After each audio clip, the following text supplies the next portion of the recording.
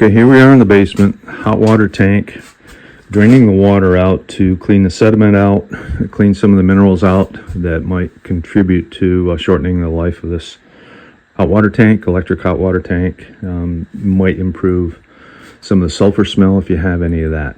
So the first thing to do is go to your breaker box and find the hot water breaker and turn that off.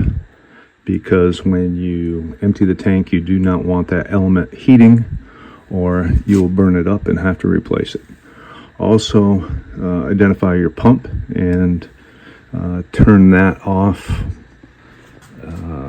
once you're draining the tank, so you're not pumping through all the time. Okay, after the hot water breaker's off, you connect the hose. Open up the valve. There's a little set screw here that you can turn that opens up the water, and have a hose draining to a basin, or this happens to be a walkout basement. So we just have the hose run outside, draining to daylight, and let the water drain out. I've got the cold water inlet off, and the hot water does not have a valve here.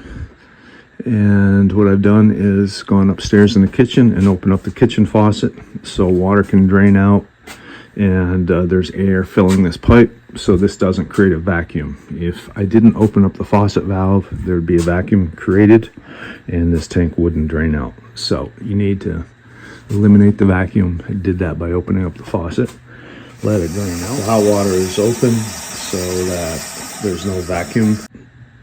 And then what I do is with the pump on, I open up, and you heard it, open up that cold water and let it flush out a little bit more.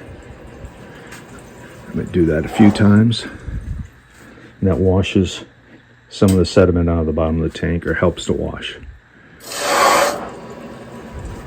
So there we go. That's how you drain a hot water tank. So I'll just reverse the process. Close that valve off for now. I will close this valve, remove the hose, and then I'll open this valve to refill the tank. And then once I know that the tank is filled up for sure, and here I am back in the kitchen after I have turned the water back on and the tank is filling. Got a full flow of water coming out. There's no air spitting out, so most of the air is out of the system, so I'll just shut that off. I will go over to my breaker box and turn my hot water breaker back on, and that will reheat the water. And again, I've got this breaker here for the pump. If you have a valve that isolates the system, you won't have to turn that pump off. You can just use this valve to isolate the system, like that. There you go.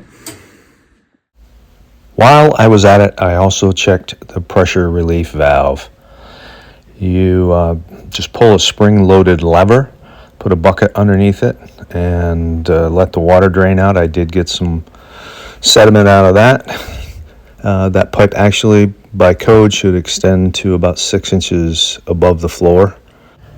I also like to utilize a water detector, a moisture detector.